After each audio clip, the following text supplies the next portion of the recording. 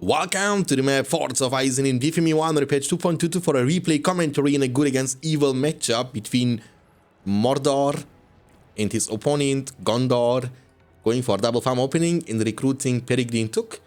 He's going to get through this area, but he needs to build a post-line gate first, and you can demolish it or cancel it right after to save the whole money. And now the settlement is going to be captured pretty easily for the Hobbit. That's pretty good. That's gonna make your early game progressing a bit faster, and soldiers are pushing through the middle. In the meantime, Mordor was able to capture the outer settlements. He's gonna go for one lumber mill and one slaughterhouse, so not getting any of the wood bonus, but it's totally fine. And that's gonna be a fight between three orc warriors and two soldiers.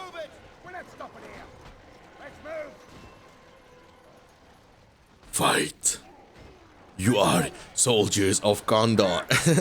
Whatever comes through this gate, hold your ground.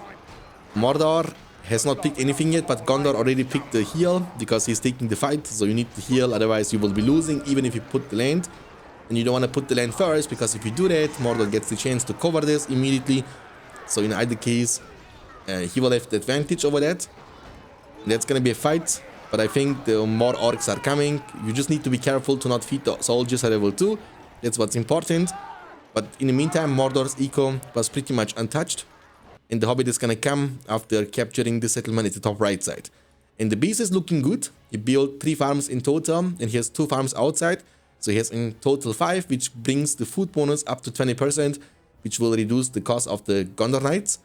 Mordor base is looking good too. He has double orc pit to keep up the spam, but he didn't go for the Haradrim Palace, which means he will have a hard time to creep. But you can do that with orcs exclusively too.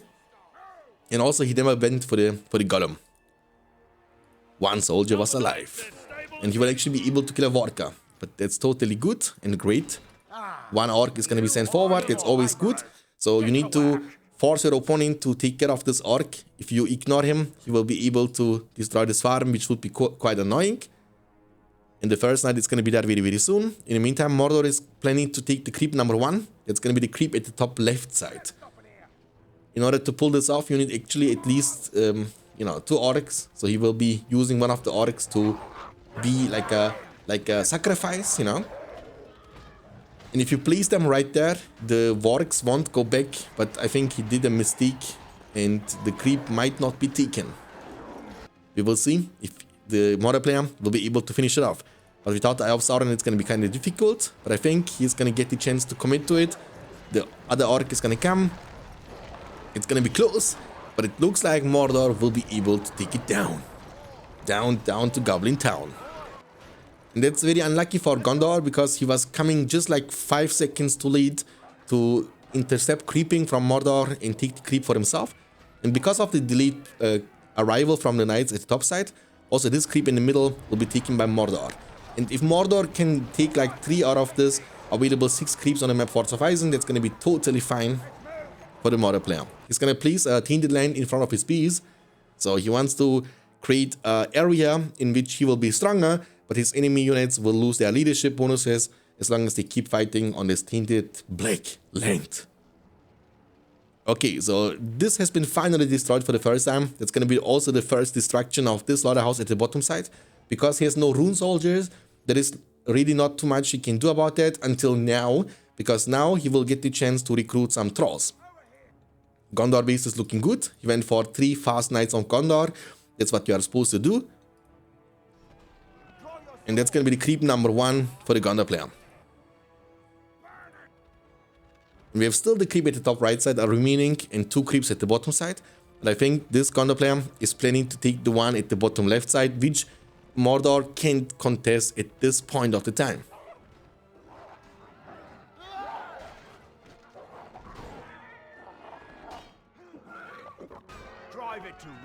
It's going to be an easy creep for Gondor. Mordor orcs are trying to get some of the map control back, but it's going to take them some time to do that.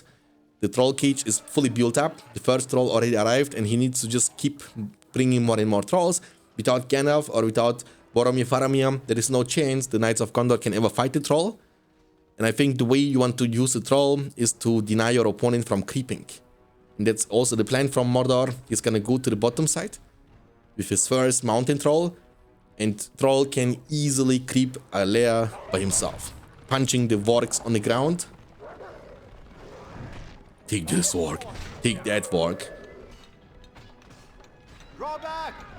Ooh, be careful. The troll is a mean one, you know, hitting like a truck. So I think this creep is gonna be taken also because the troll is dealing way more damage to the warg layer compared to the Knights of Gondor if they have no forge bleeds. So it's gonna take some time, but it's gonna be taken. Gondor is still the one who is controlling the map, but it would be kind of annoying for Gondor if also the creep at the top right side, this creep over here, would also be taken by Mordor. Because remember at the beginning of the game, Mordor already took this and also this. That's going to be the creep number 3 for Mordor. And if he takes this, that's going to be the creep number 4. You know, that's amazing. And that means that Gondor was only able to take down this creep and this creep at the bottom left side. So 4 out of 6 creeps against Mordor, who is not playing with Haradrims. Or, boom. Okay, he took it. He took it. The money also will be taken. At least one part of the money. And this troll is like a dwarf. He is greedy. He's like, don't touch my resources. And I like the way that he's playing with the trolls because he knows he can do that before Gandalf arrives. But that's going to be changed very, very soon because the Grey Wizard is going to be recruited. He has also the power points he needs to turn him into the Gandalf the White, which would need 2 power points after the heal. And without this, you cannot even use the Easter Light. So imagine you have no power points to use that strong ability, which is like a click and use. No skill shot. And it's always a one shot. So you can always kill a troll as long as the troll has no leadership. The wizard arrives precisely when he means to. A wizard arrives precisely when he means to. The only annoying thing about this situation is that the players are having colors which are super similar to each other. So I know it's kind of difficult to recognize the player when I'm looking at the minimap. It's almost not possible. This player is a little bit brighter blue. This is a bit darker. There comes the first push with the Gandalf. There are 4 trolls though. They will be grabbing some rocks and they are like, get over here, wizard. And he's like in Matrix, you know, like trying to dodge.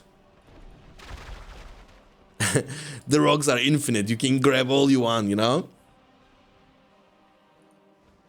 Okay, but still, because you know that's the great part about the rune soldiers, because it doesn't matter if you, I mean, it matters, but it's not as punishing losing rune soldiers as it is to lose trolls, because they are way cheaper and you can spam them a bit easier.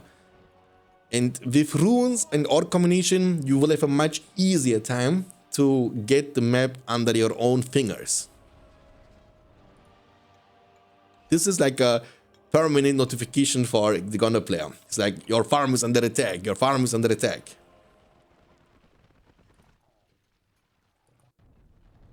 Okay, he's building an army worthy of Mordor. Who now has the strength to face against the forces of Mordor and Isengard?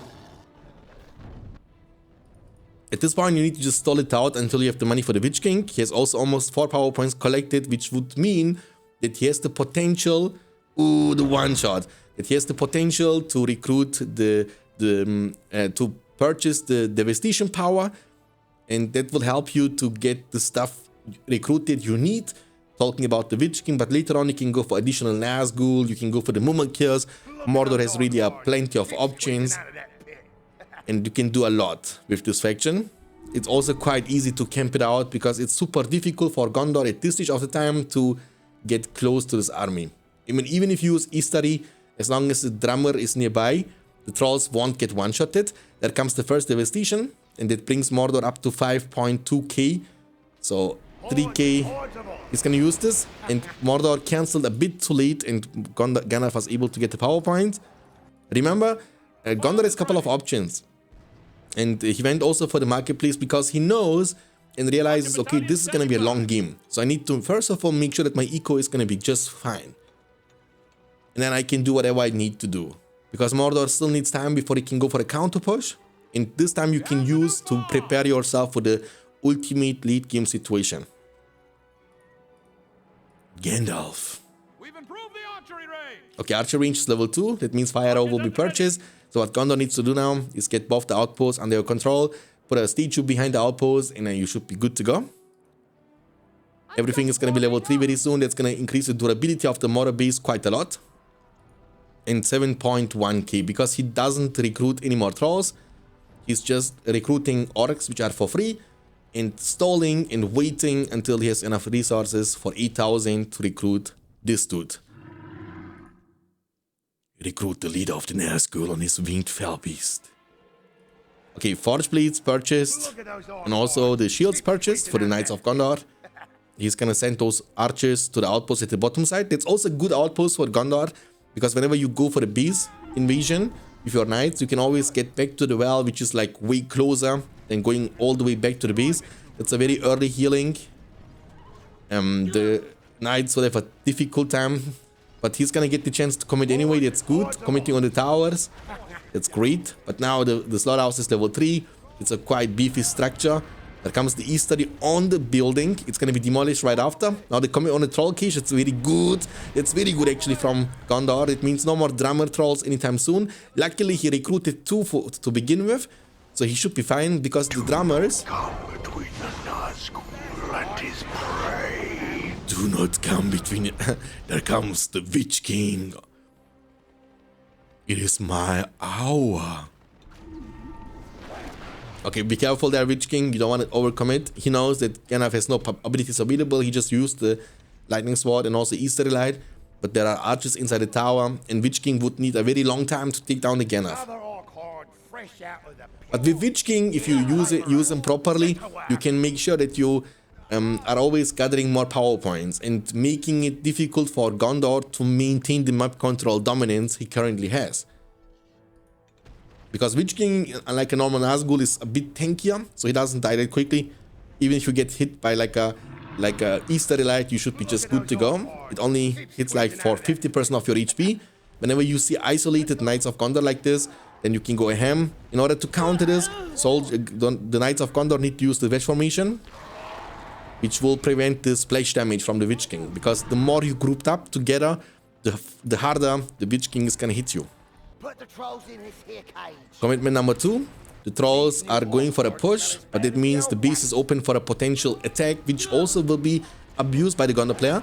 He will again deal some damage. Trolls are using rock throw on the wall of Gondor, and it looks like he doesn't want to just sit in the base and wait it out. He wants to just open.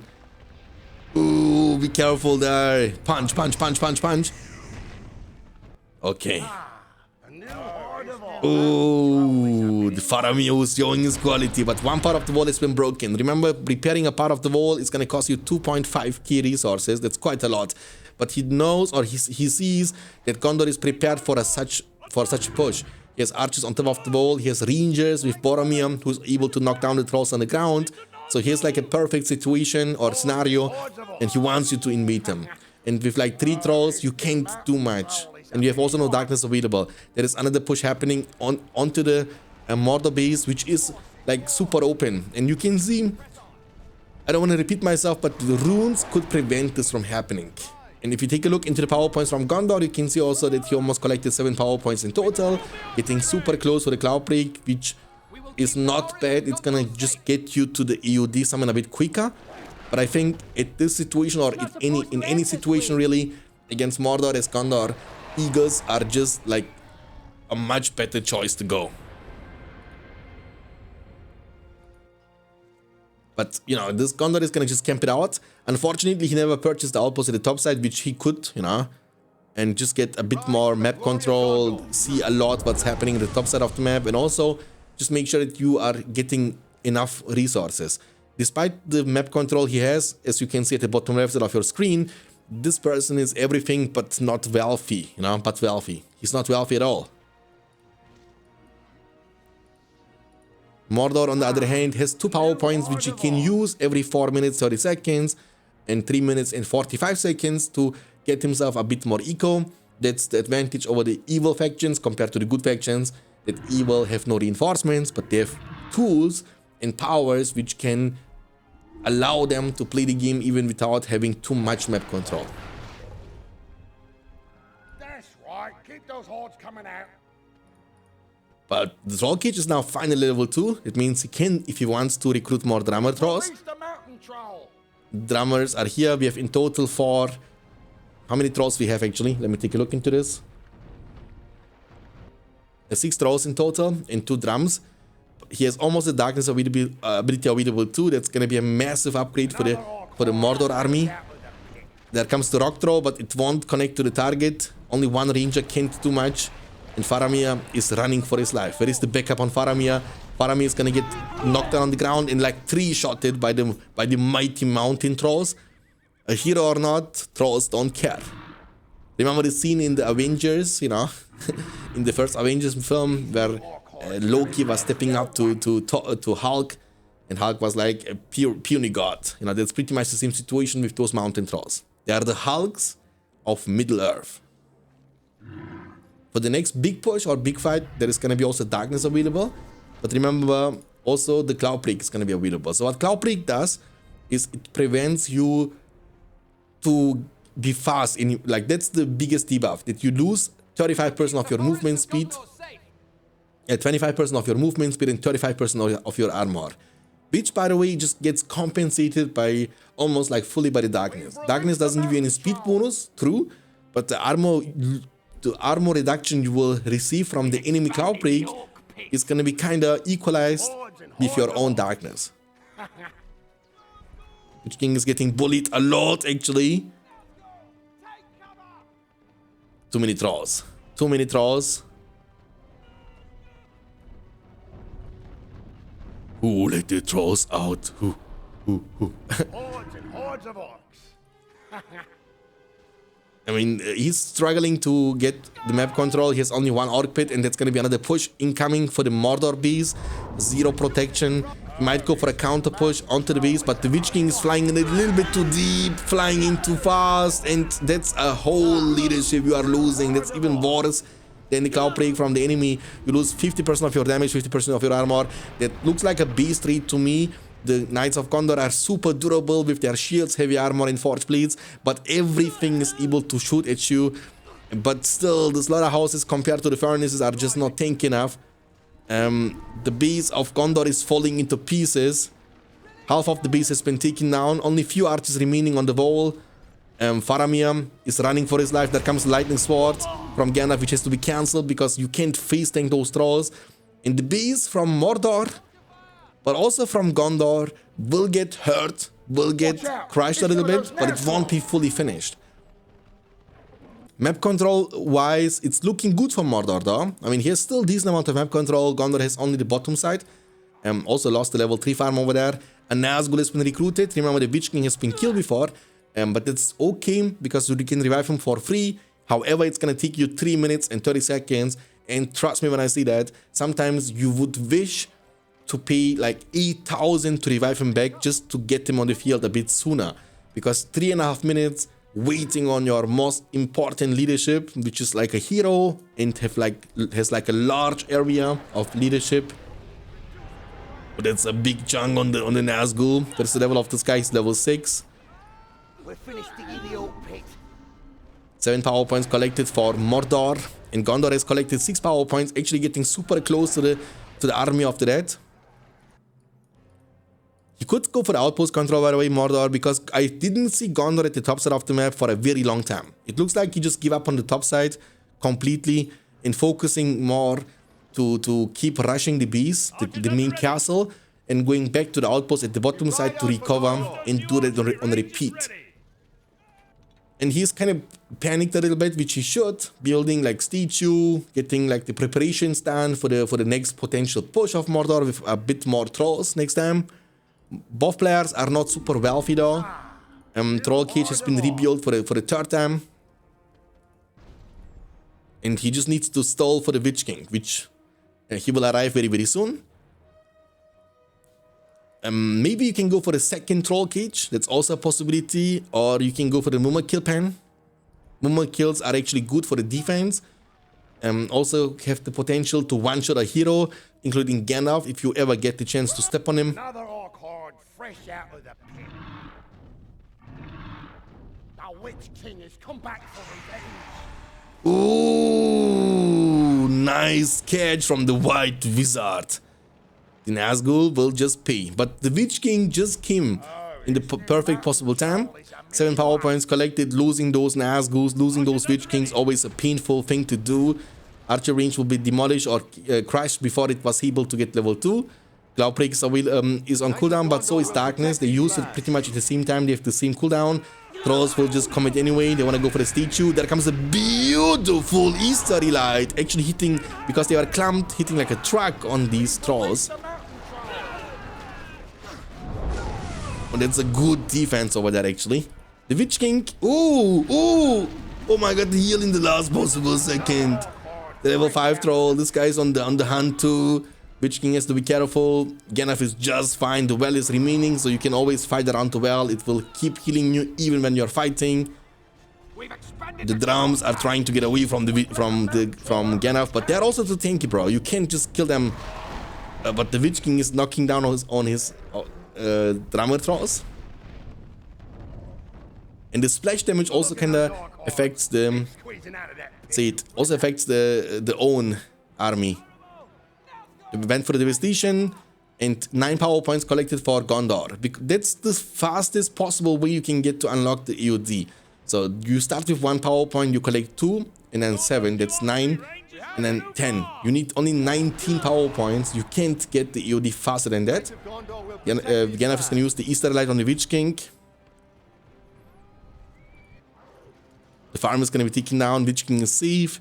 The base is safe. And the top side is under control from Mordor. The Witch King is having a...